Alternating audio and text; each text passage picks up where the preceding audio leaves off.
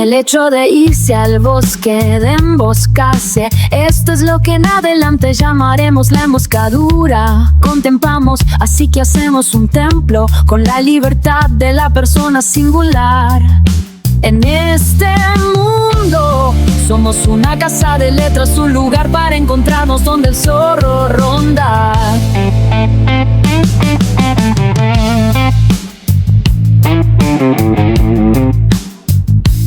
En el hecho de irse al bosque, de emboscarse, esto es lo que en adelante llamaremos. Alegría, bienvenidos al taller del zorro de la emboscadura, una casa de letras, un lugar para encontrarnos en Encanto Bar, calle 42, número 7114, en Laureles, donde escuchamos la mejor música, la que tú quieres cantar. Todos los lunes nos reunimos con un artista, con un escritor, para hablar de la creatividad en la materia del arte con público en vivo. Tenemos tres momentos: un momento dispositivo en el que hablamos sobre la materia del arte, otro en el que celebramos la exploración del espíritu romántico femenino leyendo a Jane Austen, y el momento final, que no queda registrado, para el favor, sobre todo de los amantes que se van a bailar allá a la esquina, al reservado, que es el momento del bailongo karaoke. Así que bienvenidos. Hoy estamos con Gustavo Carvajal, con un público extraordinario, público amigo,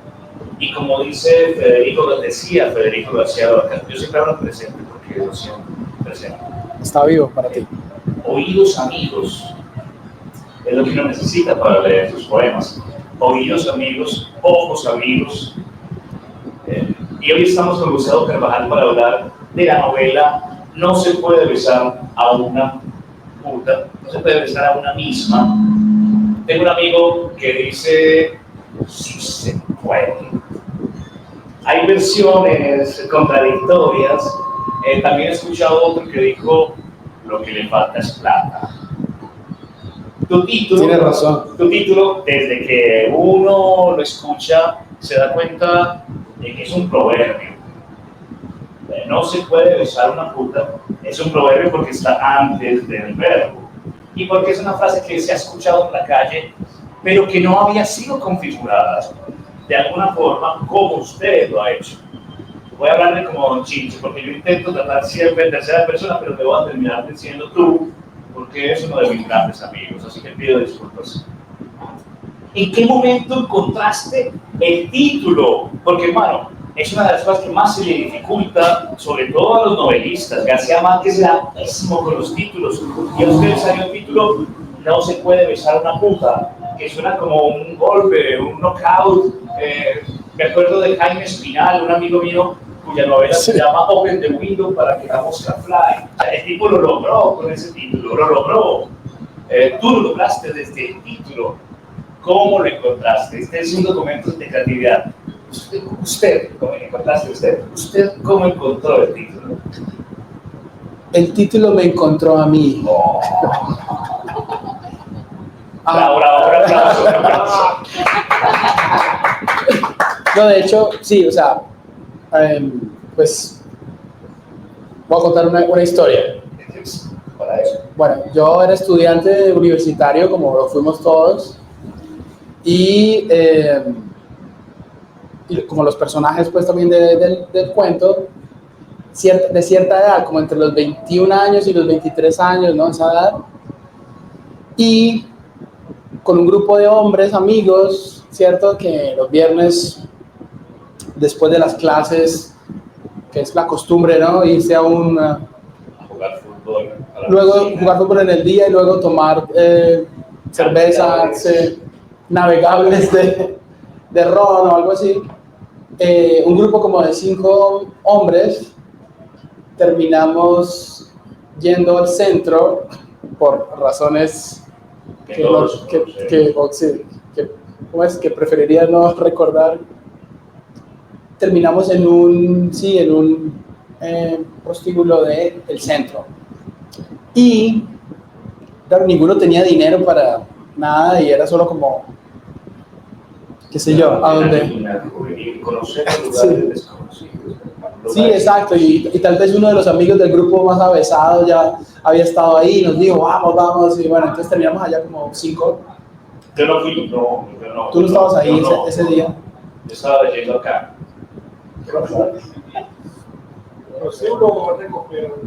¿Cómo?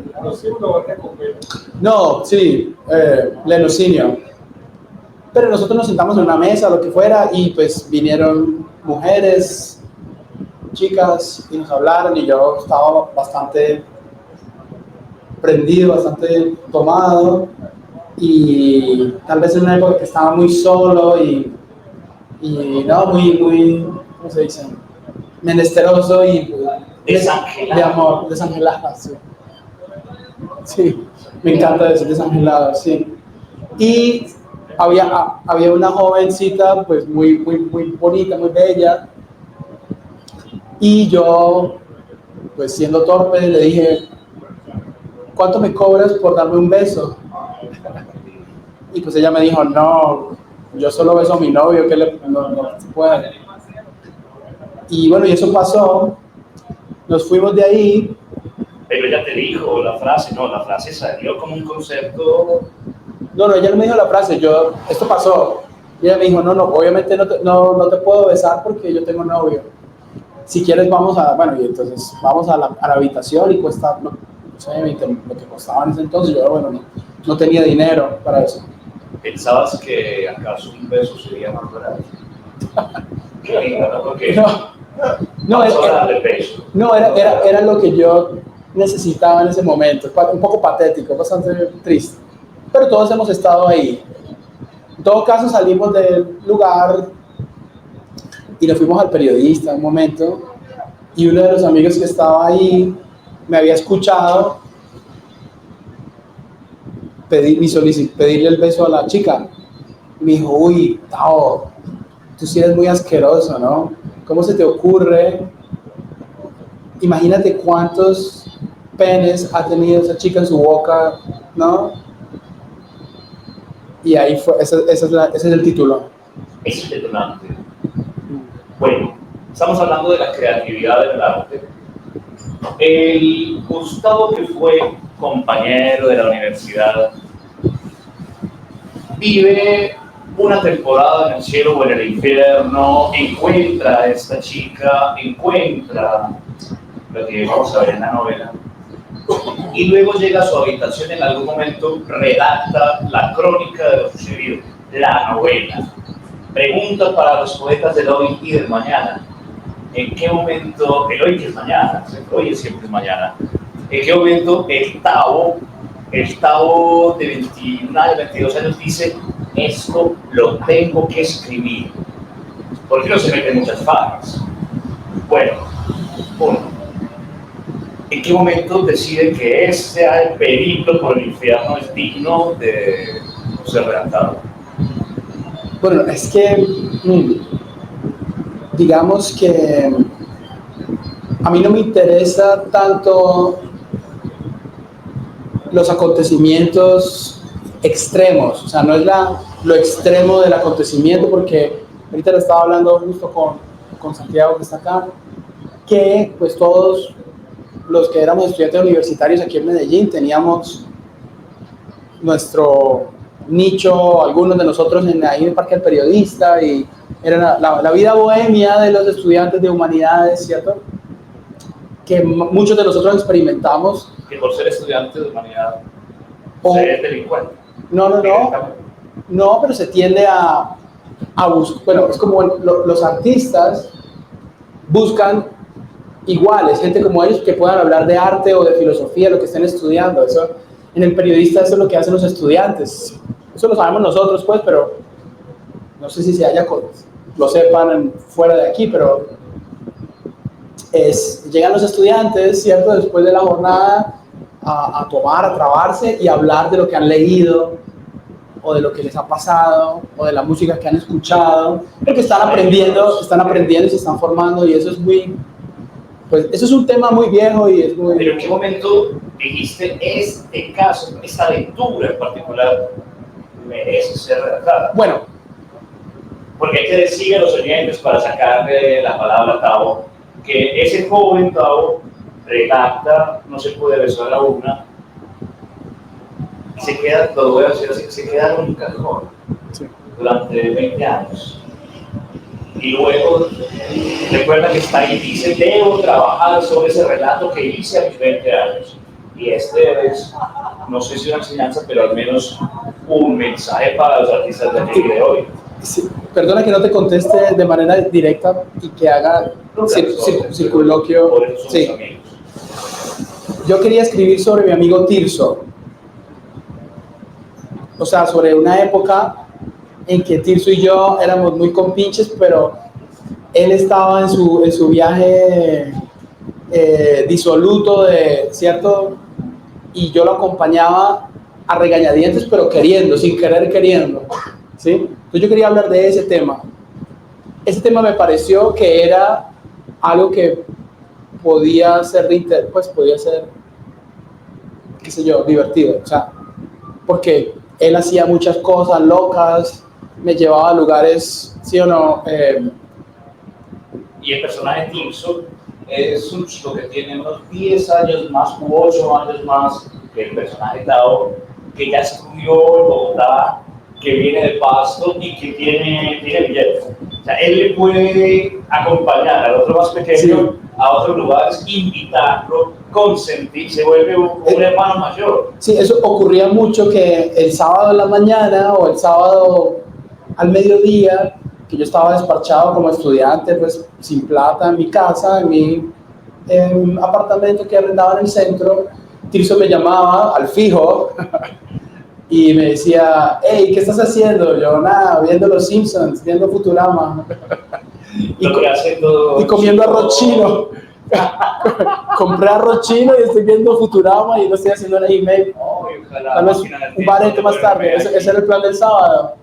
Y este hijo de puta se había emborrachado fuertísimo el viernes pasado y la había seguido y necesitaba necesitaba un escudero, necesitaba un amigo, y eso es una tradición también muy larga de Petronio, desde el Quijote obviamente, Rabelais, Gargantúa y Pantagruel, la pareja ¿cierto? De aventureros, digamos.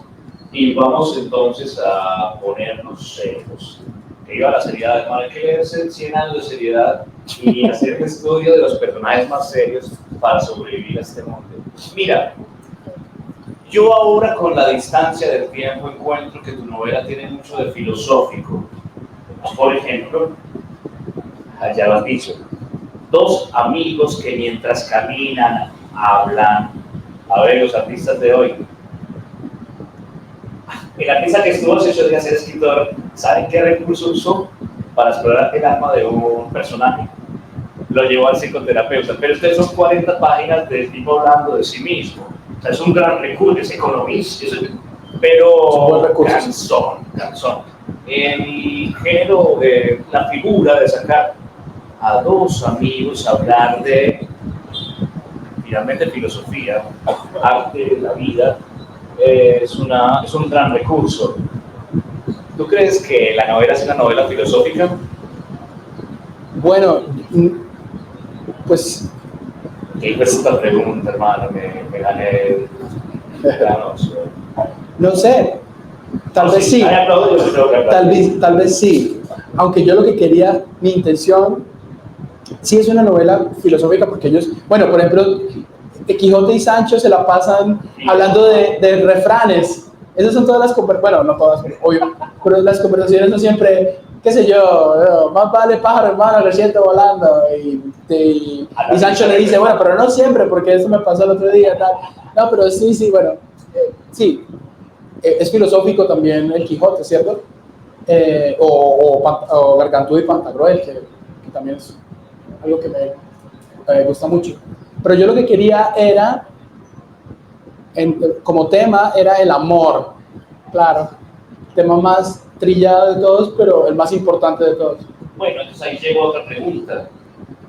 Borges, mi querido Borges, nuestro amado Borges, decía que la literatura finalmente tenía solo 5 temas. Uh-huh. A nosotros que nos gusta el álgebra, hemos llegado a la conclusión de que existe solo uno, el amor. Y el amor y la verdad parecen ser el mismo tema, hermano. Por eso la filosofía tiene ese nombre tan hermoso. Sí. Y yo tengo, pues, mi canción llamada La amante griega, que es la que se busca y no se puede encontrar, que se busca toda la vida y entre más se escapa, más deseada es. Eso. Hablemos entonces del amor. Primero hablemos del beso, de la figura, el beso. Ustedes recuerdan que el beso es una construcción reciente. El beso romántico fue creado en la corte de Leonor de Aquitania, ayer en la mañana. Hay culturas en las que no se besan los labios. En la antigüedad clásica, besar a alguien en la boca significaba negar lo aprendido. Si el maestro quería expulsar, le daba un beso en la boca y quería decir, se cierra eso. Acuérdense de Judas lo que hace con Cristo. Háblenos del beso, filosofemos.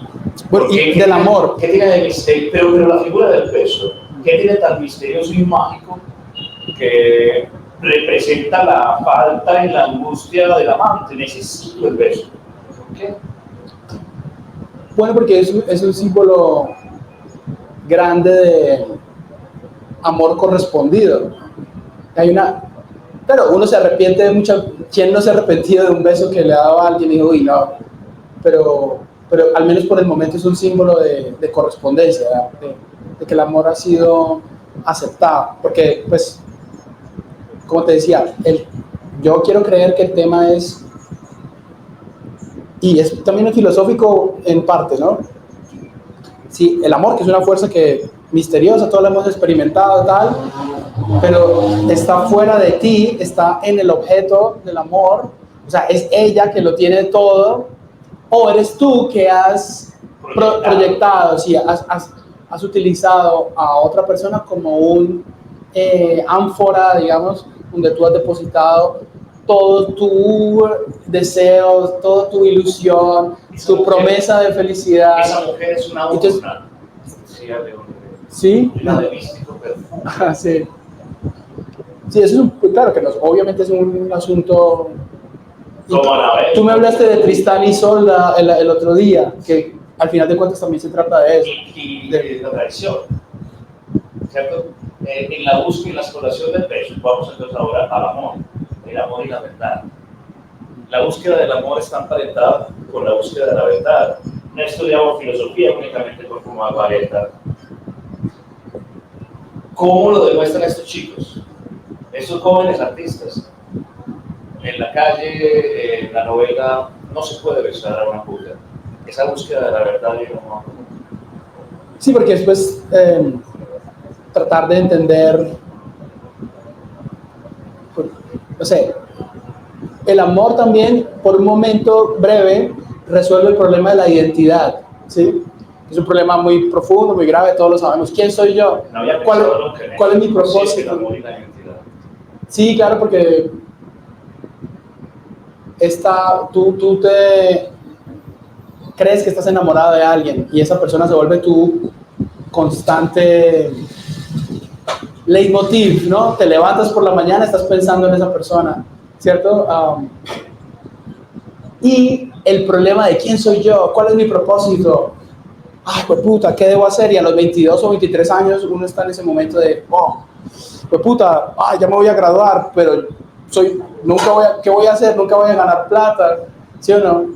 Entonces, cuando estás enamorado, el problema de la identidad como que se pone en suspenso. Y eso yo creo que da mucho placer. ¿Tiene sentido? ¿Te ha pasado a ti? Es claro. Ahora, encontramos el título, no se puede besar una puta, y el subtítulo dice, y otros ensayos. Entonces uno como lector de Condorito dice, ¿cómo es que me encuentro una noveleta acompañada de ensayos? Y cuando abre se encuentra con que son disertaciones, relatos, crónicas a favor de la verdad que es el amor. Dígale a su público, ¿usted por qué los llamó ensayos a los relatos que acompañan la noveleta principal? La razón más como práctica es porque hay una serie de HBO que fue muy popular al principio de los 2000 que se llamaba Girls. No sé si se la vieron. Fue muy popular. Y la protagonista, eran chicas, chicas vivían en Nueva York y ella era escritora, se creía escritora, y cada episodio es uno de sus ensayos. Ella le llamaba a esos ensayos. O sea, pasaban cosas, pero cosas de chicas, o sea, de humanos. Las mujeres también son humanos. Obviamente relaciones que se rompían, amistades que tenían dificultades, pero ella le llamaba eso ensayos. Entonces está narrando acontecimientos que son muy comunes, pero que sí, expresan o ilustran problemas. Uno de estos ensayos se llama Sin las canciones tristes no se podría vivir, y también es un relato de chicos, me incluye, usted hace un personaje llamado Silvio, que se van a hablar de música para una clase de música, ¿no? Sí. Una clase con un profesor Gustavo, creo, también con usted, señor Gustavo. Y también es una crónica de amigos abordando un tema y viviendo cosas de chicos, con sus preguntas existenciales de chicos.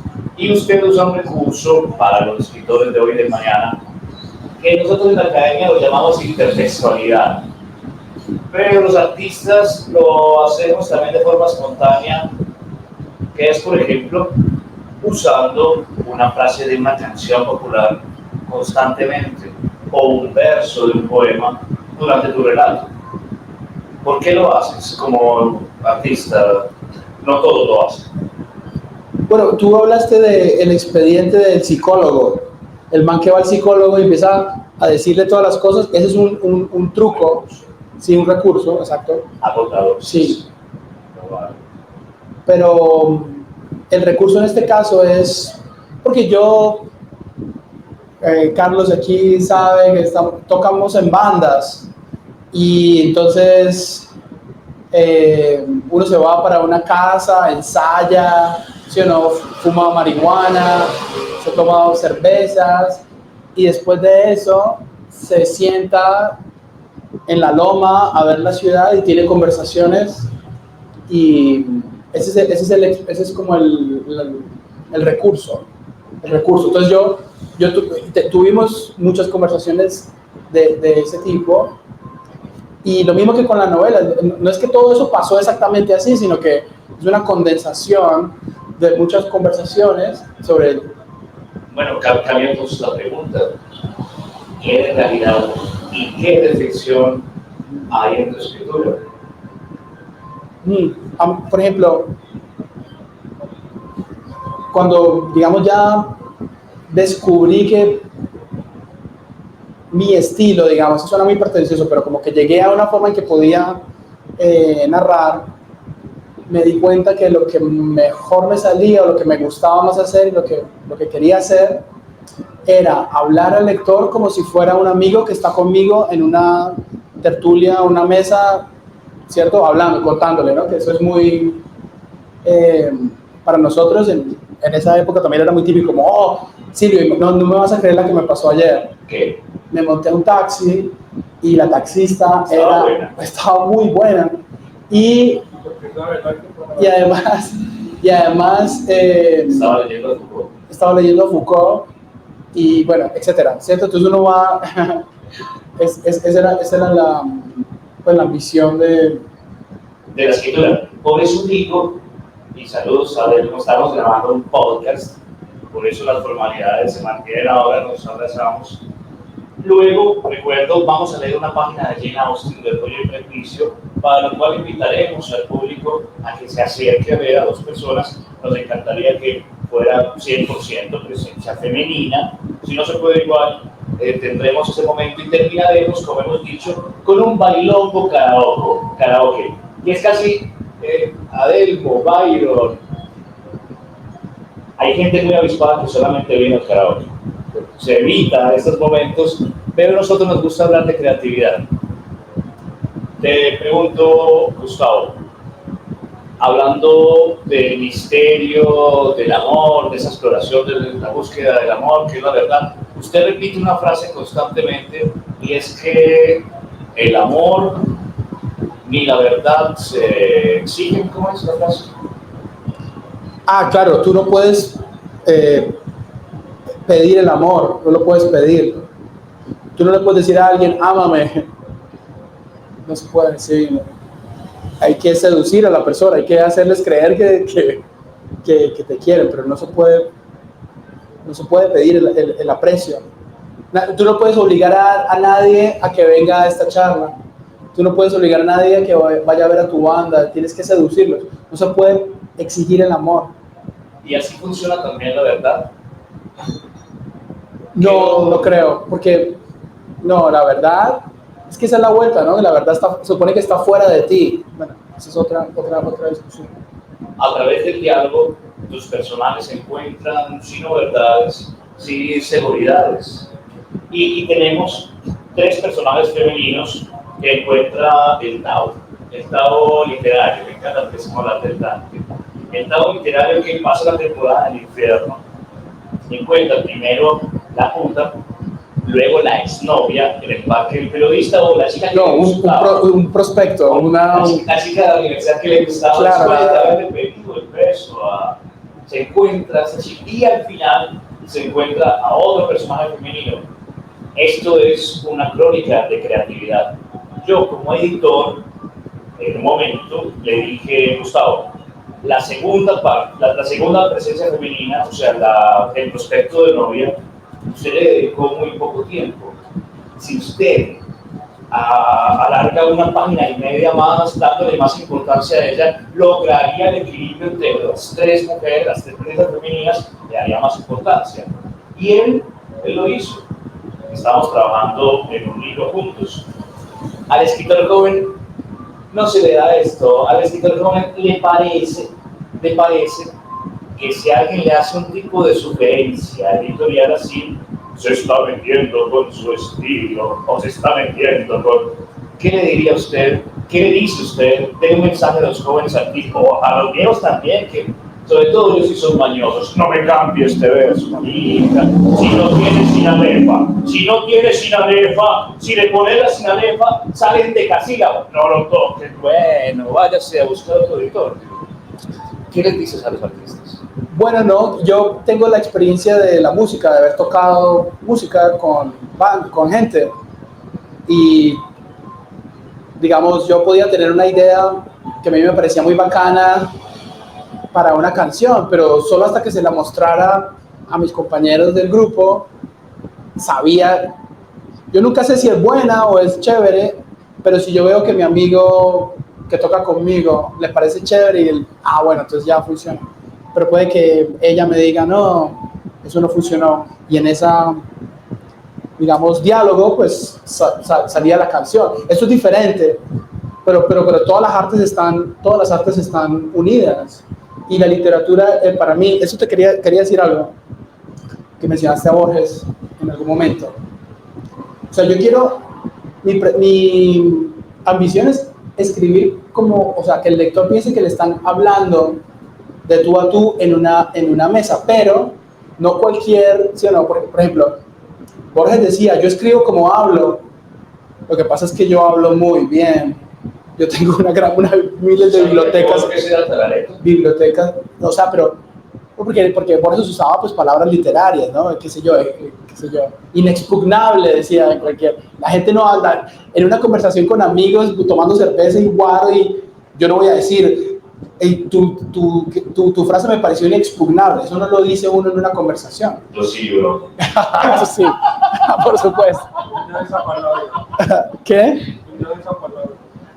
Pero la conozco y cierto, y no la digo porque mis amigos me van a decir, y esto me pasó algunas veces cuando uno es estudiante, que está, y quiere ser pretencioso, y sobre todo si está con filósofos y poetas en la facultad, uno quiere impresionar, o sea, no seas tan procaz, Silvio, procaz, qué ridículo usar eso en una conversación real, pero como esto es fantasía, como esto es mi mente hablando, pues sí la puedo usar. Entonces podemos decir y el desafío, que la parte de ficción que hay en tu escritura es esa parte, la disertación filosófica, a la alta disertación, por decirlo de alguna manera. Ahora, ahí estaría siendo muy gordiano. O sea, yo creo que el truco más difícil es tratar temas grandes y profundos y difíciles con un lenguaje que tenga música y que sea llevadero, que uno, ¿sí o no? Yo tengo una teoría del arte. ¿Qué sería? No, porque aquí está Byron y ella me ha escuchado decir esto antes y se va a emputar conmigo porque lo estoy repitiendo. Pero hay 3 músculos que necesita el escritor. El cerebro, obviamente, número 1, el cerebro. La inteligencia organiza todo y bueno. Segundo, el corazón, porque los sentimientos, ¿no? Cuando uno lee un libro y el autor dice algo que uno, oh, yo he sentido esto, ¿no? Tiene que cerrar el libro. Ese es el corazón. Y el tercer músculo es el oído. Tiene que ser musical, tiene que agradar al oído. Es casi todo. ¿Qué? Para el poeta es casi todo el oído. Y ahí, entonces yo, digamos, escritores, por ejemplo, digamos, García Márquez. García Márquez tiene un oído perfecto, ¿cierto? Ese es el músculo más fuerte, en mi opinión, de García Márquez. Obviamente es inteligente, obviamente tiene momentos emotivos, pero él es un músico de la sintaxis, ¿sí? Pero hay otros, Thomas Mann, no sé, bueno, se me ocurre cualquiera. Thomas Mann es un puta cerebro, weón, que sabe, es enciclopédico. Joyce, la musicalidad de Joyce. Exacto, yo creo que cualquiera. Ahora, el escritor que tenga los 3 músculos muy fuertes, pues será tal vez el mejor, ¿no? Pues, según mi teoría, ¿ya? Y los que a uno más le gustan, por ejemplo, digamos, yo hablo, en la novela los personajes conversan sobre Bajo el Volcán, ¿sí? Porque el alcohol es otro tema de la novela, por cierto, es un tema muy importante, ¿sí? Y la novela Bajo el Volcán es sobre el alcohol. Por ejemplo, Malcolm Lowry no tenía un gran oído, pero el corazón era desgarrado, o sea, si no lloras leyendo Bajo el Volcán, pues no entiendo.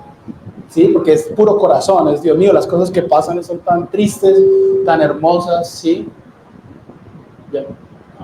Sí, vamos ahora a hacer unas par de últimas preguntas y a dar el micrófono a la audiencia, a los amigos, para que me pregunten a Tao. Para eso los invito a sentarse acá porque estamos grabando un podcast. Desde allá va a quedar mal el sonido y la idea es dejar un documento sobre creatividad en el arte en Medellín. Par de últimas preguntas y damos el micrófono a los demás. También repito, antes de leer a Jane Austen, Orgullo y Prejuicio, el programa de vida se tiene que recordar siempre para que funcione. ¿Yo puedo leer un fragmento de Jane Austen? Sí, tú y otra persona que quiera venir, ojalá que sea una chica.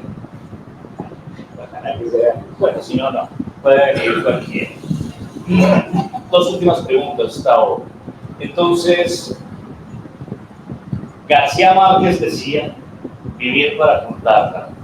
Estos son unos ensayos, yo también lo diría, es un teatro filosófico. Diálogos entre amigos, amantes de la sabiduría que van también buscando el amor, la promesa de amor, cuyo símbolo es el beso. Entonces Gustavo, pensar para contarla, hablar para contarla. Estaba no mucho leía Vargas Vila. Sí, he leído varias novelas de Vargas Vila. Una que se llama Ibis, que eran muy polémicas en su momento porque eran eróticas para la época, principios del siglo XX, y un man muy apasionado pues en el texto, muy barroco, ¿no? Sí, el propósito de la vida es recordar. Eso es lo único que hay, la vida es recordar, no hay más. Si lo piensas, con otras palabras, estoy parafraseando, ¿sí? Pero ya, eso es lo que hacemos. Eso para mí tiene sentido, es decir, ¿por qué? O sea, digamos, ¿por qué la gente se siente, bueno, en mi caso, ¿por qué escribir, no? ¿Por qué hacerlo? ¿Por qué? Para los escritores de hoy, ¿qué es mañana? Es una pregunta que yo le quiero hacer a otros amigos escritores. Si escribir es placentero o es una tortura. Respóndetela. ¿Es una tortura? Sí, claro, es horrible, es una tortura. Acá Pacheco soy yo. ¿Es una tortura? Sí, es horroroso porque tienes que enfrentarte a tus falencias y a ti mismo y pero también es muy placentero en cuanto tienes la oportunidad, sí, de explorar tu memoria, ¿sí? O sea, y la memoria, y eso es otra cosa que estaba pensando hoy, los acontecimientos que pasan, pues son los que pasan. Yo sí quería que hubiera una historia, hay un conflicto, bueno, pequeño, pero hay un conflicto, pero a mí no me importa la historia de los acontecimientos, sino a mí me interesa más es revivir los sentimientos que generaron esos acontecimientos. Que sí, muy como Proust, digamos, en ese sentido. O sea, no es porque esas cosas hayan sido muy extraordinarias, esto lo ha vivido todo el mundo, pero esto nos pasó a todos en nuestra vida, todos podemos hablar de manera similar, ¿no? Como ese día donde me pasó esto, yo tuve esta epifanía y no me puedo olvidar de esa sensación. Ese día que aprendí algo, que esto me pasó, me taladra, continúa conmigo y por eso no lo puedo dejar y por eso quiero hablar de esto. Eso nos pasa a todos en la vida normal, sobre todo con nuestros padres. Se pasa a ti con tu papá. Con mi papá me pasaba mucho que él se emborrachaba y contaba las mismas 5 historias siempre. Eso lo marcó, eso sí. Sí, de hecho, amar a alguien significa amar esas 5 historias que siempre tendrán toda la vida para repetir a su lado. Y que cuando tú las mires y empieza la historia a decir qué bella es, y no decir qué tonta y aburrida que es. Yo creo que eso significa amar. La última pregunta, discúlpeme la audiencia por volver a lo del diálogo entre amigos, la novela filosófica, pero es el material. Son héroes, son jóvenes héroes de la filosofía, el Tirso y el Gustavo literarios. Son un par de héroes, digo yo, o antihéroes, si lo quieres leer, según la teoría del siglo XX, que van en búsqueda de ese amor y esa verdad. Usted acaba de decir que hay que vivir para narrar.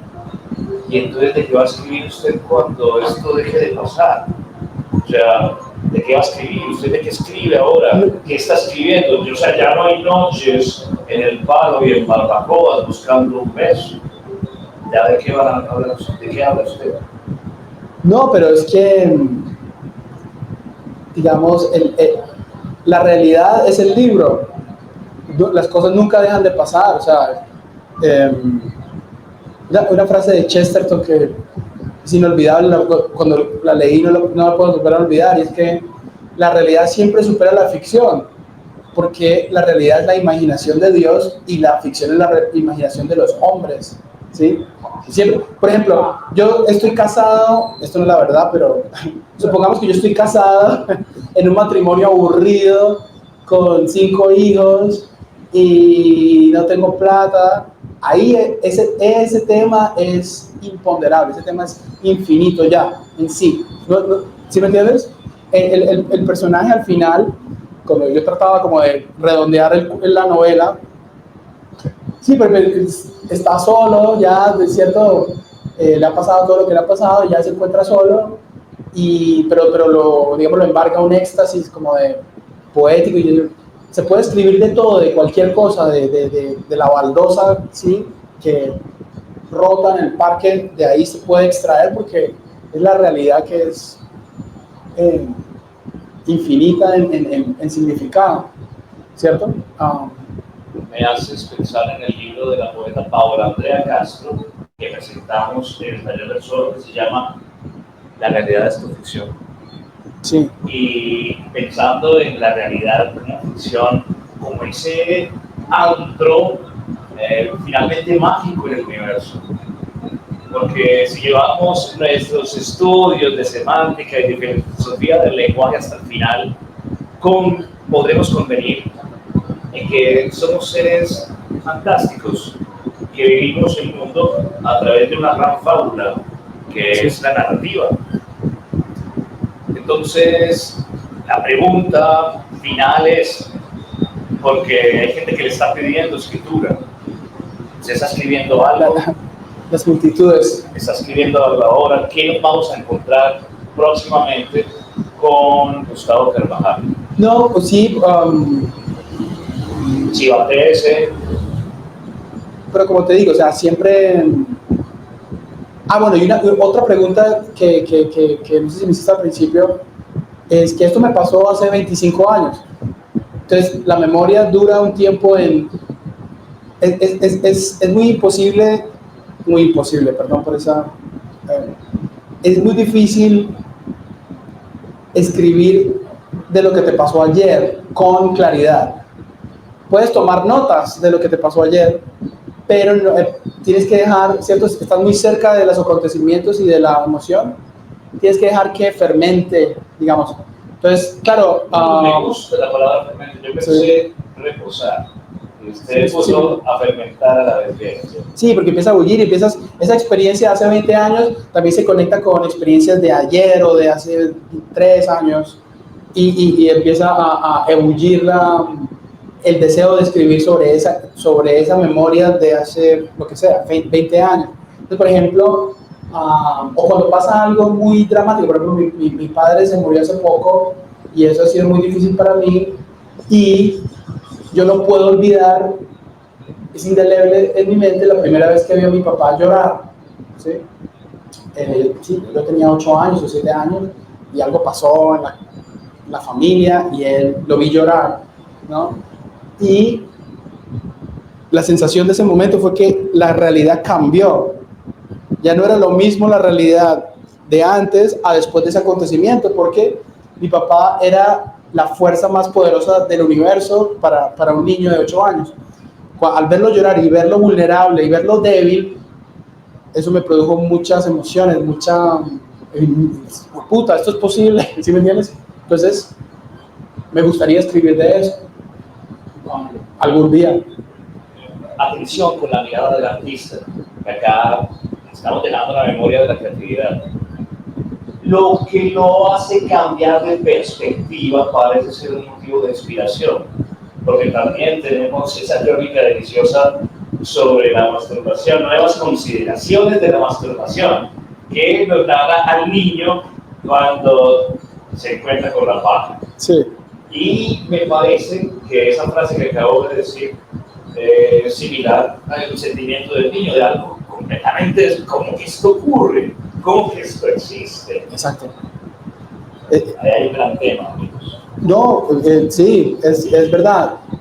Por ejemplo, la primera vez que me emborraché fue con aguardiente.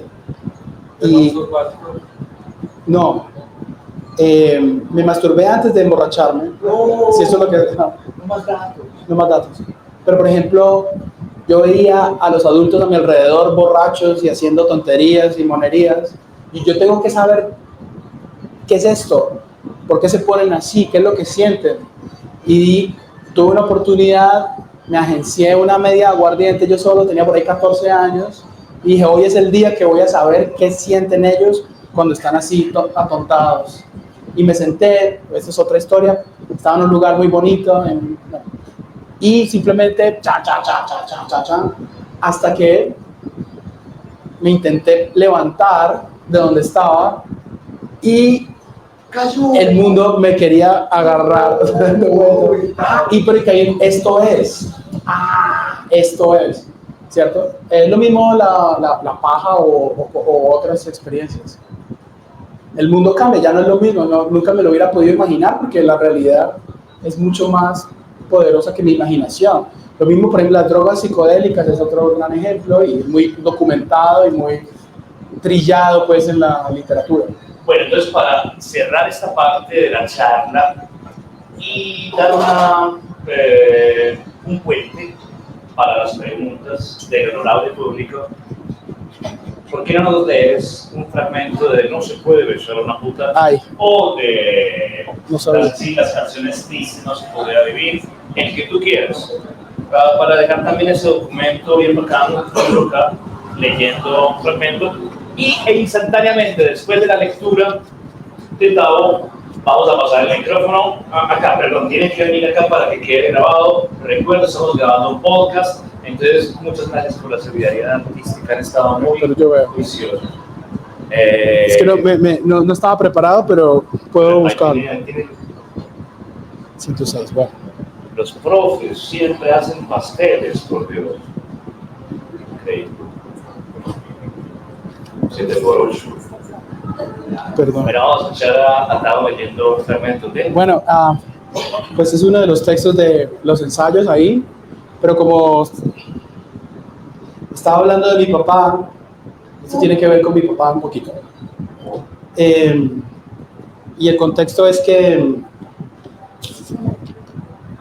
los 90s, pues mi papá estaba subiendo de estatus en la vida y nos compramos el primer computador personal de la casa, el primer PC, y era como un acontecimiento, hasta le construyeron un mueble solo para el computador, sí, porque era, y prenderlo, solo iniciar el computador era todo un ritual, porque, ¿cierto?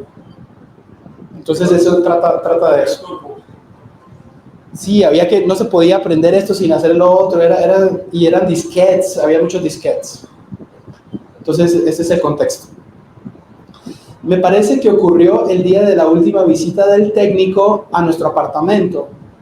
Pasó que en cierto momento de la jornada en que mi mamá andaba en otras cosas, nos encontramos solos en el cuarto, el hombre, mi papá y yo. Recuerdo bien que el tipo le estaba ofreciendo a mi papá todavía más programas que podía comprar. Es decir, sacaba de una gran caja, como en la chistera de un mago, nuevos disquetes con diferentes y novedosas funciones. De repente decidió mostrarle un último disquete, uno que acaso le pudiera interesar al doctor. No sé si el técnico era consciente de que yo andaba por ahí, calladito pero muy atento, cuando con una socarronería que yo no estaba aún en condiciones de apreciar, le dijo a mi papá: mire, doctor Carvajal, le tengo este software, o mejor dicho, este hardware de anatomía que seguro le va a interesar. A continuación, insertó el disquete y en la pantalla, que yo por alguna razón recuerdo muy alta en ese mueble, se proyectó súbitamente el close-up de una mujer hermosa.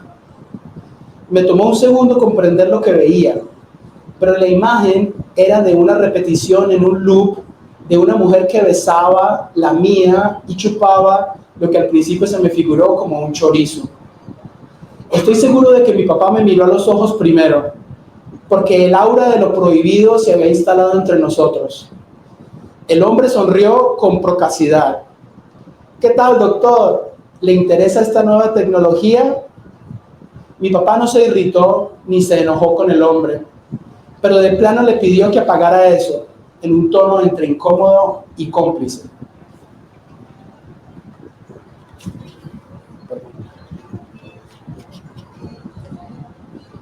Entre incómodo y cómplice, como el que le toca muchas veces adoptar a los varones que quieren preservar su integridad en la compañía de otros machos. Pero ya era tarde.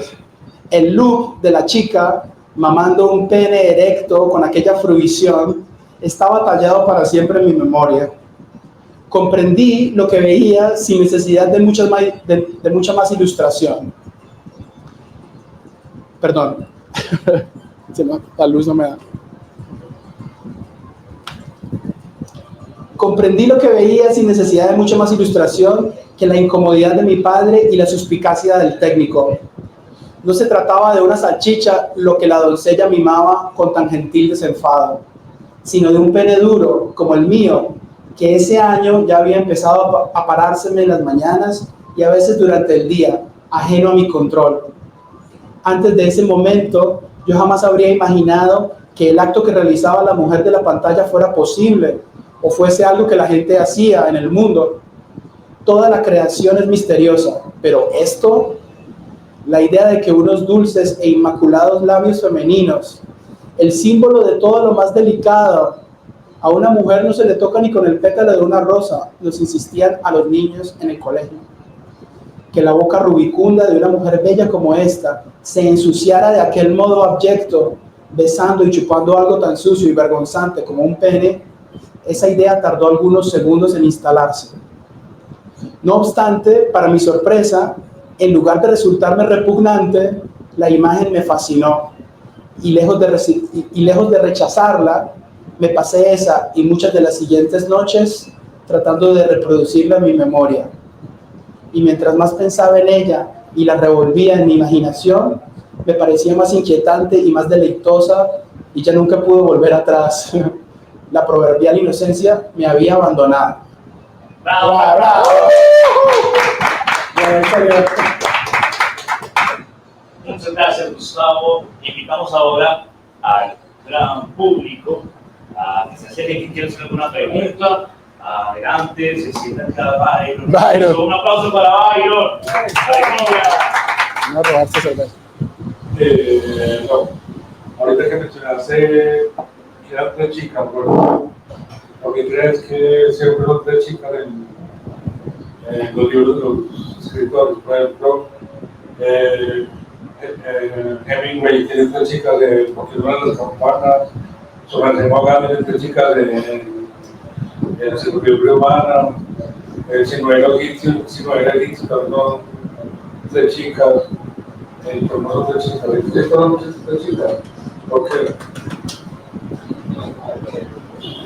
No sé por qué sea el número 3, pero me haces pensar inmediatamente en Freud, Sigmund Freud y los tres ensayos sobre sexualidad de Sigmund Freud, ¿no? Pero es una idea que ya la conocemos, es decir, la esposa versus la amante, ¿cierto? Con la que no te queda. Sí, sí. Entonces él habla de que por el momento en el que estaba la cultura, pues a principios del siglo XX, pues la esposa era la madre de tus hijos y era como casi como una Virgen María que había que respetar de cierta forma. Pero las urgencias sexuales, psicológicas, pues estaban ahí y esas las desfogaban. Claro, y todo esto es patriarcal, eso es otra discusión, pero las desfogaban con la amante o con las prostitutas, ¿sí? Bueno, el libro que yo menciono, por ejemplo, en Alestele, son 3 chicas también. Una es la mala, la otra es como la sumisa, la otra es la loca, chévere, y la otra es la sumisa que se lo aguanta. Y eso están casi todos, los libros. sí, me hiciste pensar en otra cosa que y esto lo escribí en un ensayo que no está en el libro, pero que lo escribí hace un tiempo, basado en una historia de Luis Tejada. Luis Tejada era un gran escritor colombiano de principios del siglo XX y él escribía crónicas, supuestamente eran crónicas, pero en realidad eran ensayos muy bellos y muy profundos. Entonces, él era periodista y iba a cubrir la noticia de que 2 hermanos se mataron por la misma mujer. Entonces él va a ver a la mujer, va al entierro, al funeral, y él tiene mucha curiosidad y viene la carroza y él ve a la mujer. Estos 2 hermanos se mataron por ella. Pero Luis Tejada la ve y dice, no es tan despampanante, no es mayor cosa. Pero entonces él empieza una reflexión muy increíble, muy chimba, que es la belleza te aburre, la belleza no es el amor. La inteligencia es para los amigos, para discutir, cierto, filosofía, pero eso tampoco es el amor. Hay una tercera facultad que él la llama la capacidad de amar. El je ne sais quoi, la química, llámalo como tú quieras, ¿cierto? Que no es ni belleza y no es ni inteligencia. Entonces uno muchas veces, como se confunde en la vida, sobre todo cuando está de 20 años, cree que la belleza es el amor. Y luego conoce a la chica del Parque El Periodista que sabe, le habla de Camille y de Deleuze y de Derrida. Y es bellísima e inteligente y tú crees que belleza más inteligencia es el amor, pero no, es otra. La tercera, que es el... no sé. Me hizo acordar las preguntas de Byron, de ese gran misterio del amor en Occidente, que viene por la tradición, por la infidelidad que está en Tristana y Isolda, que marca la psicología del occidental, que no está en todas las culturas. Ese miedo a la tradición desde Salazar y el Paraíso hasta ahora siempre está, pero no es el tema principal de la novela de Tao. Quiero invitar ahora a Santiago, que tiene una pregunta para Tao. ¿Qué le diría, Santiago? Un aplauso para Santiago.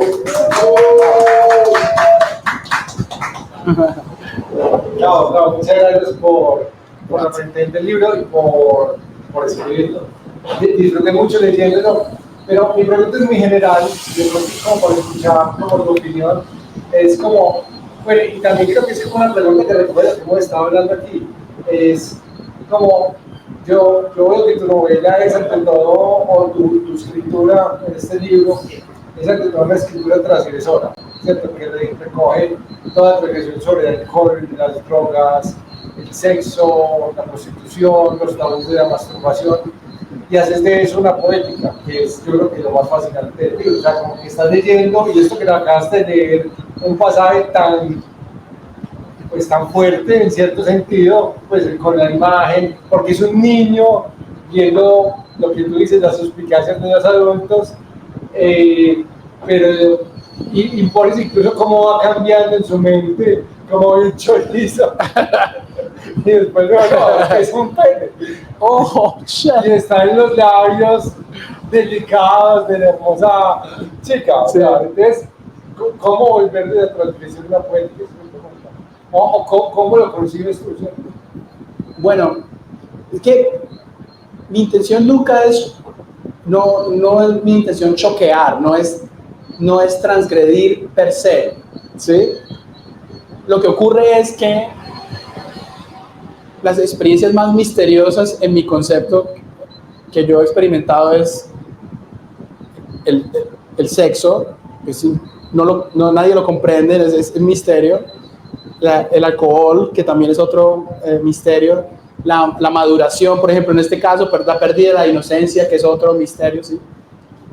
Son temas que me interesan, pero yo creo que estudiando arte, historia del arte y eso, me encontré con un crítico de arte gringo que es casi como un coach, casi como de autoayuda. Él es muy positivo y dice, no, todos pueden ser artistas, no sé qué.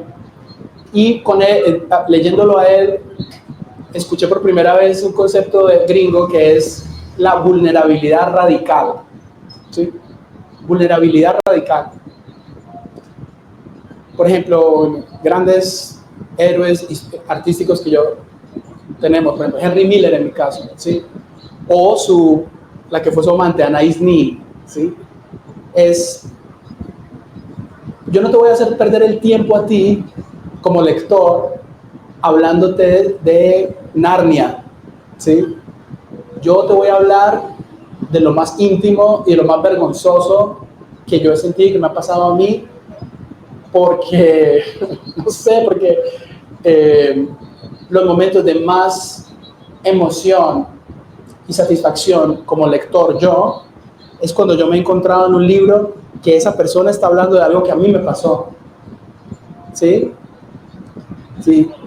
Ralph Waldo Emerson, el americano del siglo XIX, el libro Self-Reliance, dice, no dejes que otros te cuenten lo que tú sabías ya, ¿sí? Escríbelo tú primero. No leas en los otros libros lo que te ha pasado a ti. Entonces esa es una motivación para ese esfuerzo, porque yo soy muy tímido, entonces me da mucha vergüenza, me sonroja el título, me sonroja mucho. La otra vaina es una frase de Nietzsche que es, escribe con sangre y verás que la sangre es espíritu, ¿cierto? O sea, Y lo que decía al principio, es lo que yo descubrí que yo podía hacer. Si yo tuviera la imaginación de Tolkien, ¿me entendés? De pronto estaría escribiendo Narnia, estaría escribiendo El Señor de los Anillos, ¿sí? Pero no es lo que me nace, no es lo que me gusta más leer, y sí, es por esa razón. Gracias. Gracias a ti, mi hermano. Un aplauso. Bueno, Llega ahora sí. una pregunta, la de Santiago, me encantó porque abordaron el tema del estilo, que a mí se me olvidó hacer la pregunta, pero la abordó. ¿Cómo crear un estilo? Es la búsqueda de todo artista, tener su estilo propio. Y lo acabas de abordar. ¿Quién más tiene alguna pregunta para Tao? Y continuamos con el programa del día, que es: leemos una paginita de Orgullo y Prejuicio para celebrar la exploración del alma romántica femenina que hace Jane Austen. Porque hay que recordar, Tao, amigos, estamos hablando del amor.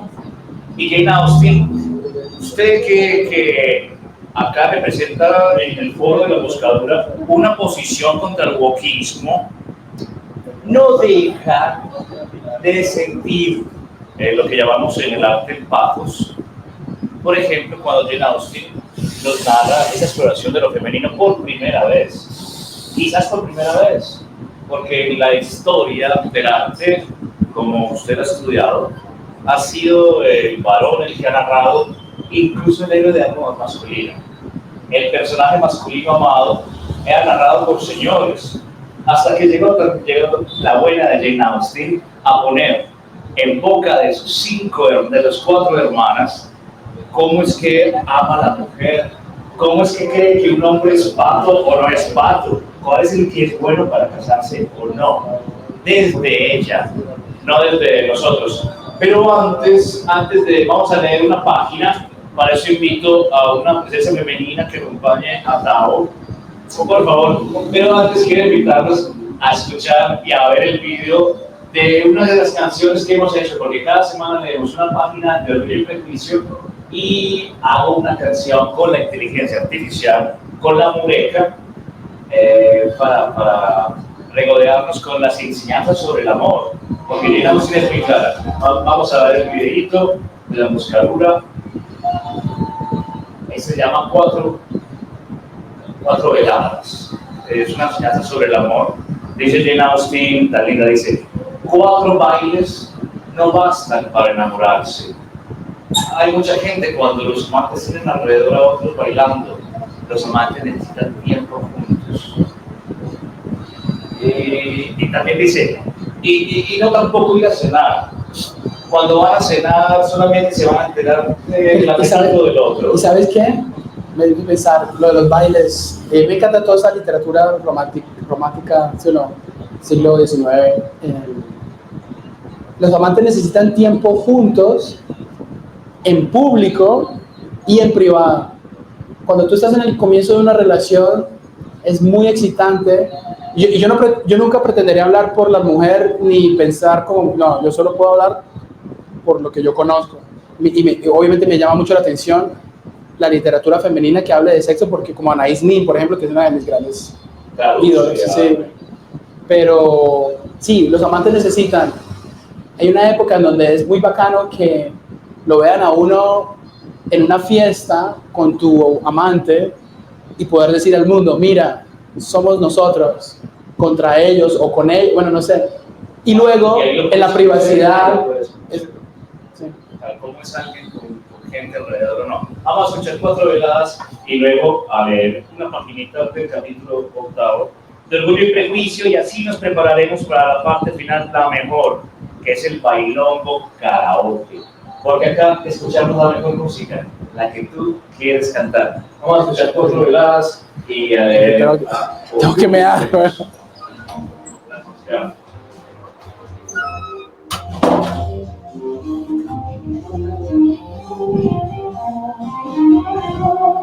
No te acerques tanto, que se nota el plan. Eres el chico, pero no le das. Cuando bailas lento, no dicen verdad. Vos decís que siente, pero él no sabrá.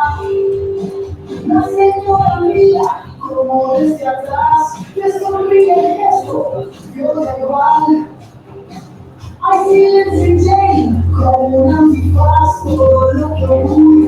lava de la tarde, mostraré algo, vale más si lo esperas, se va. Mostraré algo, no hay señal, la moderación no va. Los amantes necesitan tiempo juntos, quien se enamora sin razón, lleva algo sin versiones, es que no sabes si es amor del tiempo, ya te olvidó. Cuatro veladas no son Dios, pero sin mamá se va el dolor. A veces es cuestión de tiempo juntos, la mayoría de las veces no.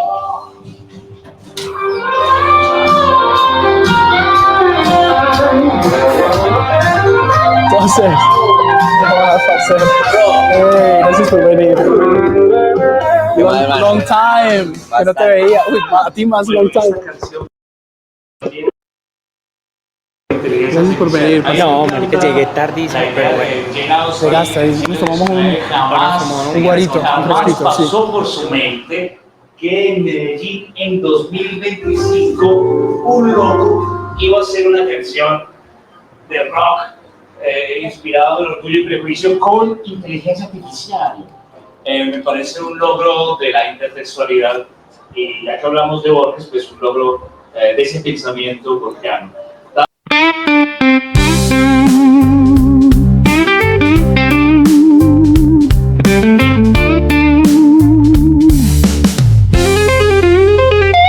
En el hecho de irse al bosque, de emboscarse, eso es lo que en adelante llamaremos la emboscadura. Contemplamos, o sea que hacemos un templo con la libertad de la persona singular en este mundo. Ers J. Duna. En la emboscadura somos una casa de letras, un lugar para encontrarnos en el claro del bosque.